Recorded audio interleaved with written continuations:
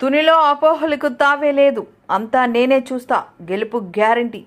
ఉమ్మడి ప్రభుత్వం ఖాయం. యనమల దివ్య అనే నేను మాటిస్తున్నా. మీ సమస్యల పరిష్కార బాధ్యత నాదే. మీకు అందుబాటులో ఉంటా. పట్టణ భవిష్యత్తు అవసరాలకు అనుగుణంగా పట్టణాభివృద్ధికి కృషి చేస్తానని హామీ ఇచ్చారు.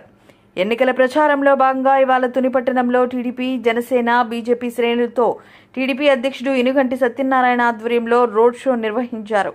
మాజీ ఎమ్మెల్యే రాజా అశోక్ బాబు, కాకినాడ మాజీ నగర మేయర్ సుంకర పావని, మాజీ మున్సిపల్ చైర్పర్సన్ కుసుమంచి శోభారాణిలతో కలిసి ఉమ్మడి అభ్యర్థి యనమల దివ్య రోడ్ షోలో పాల్గొన్నారు.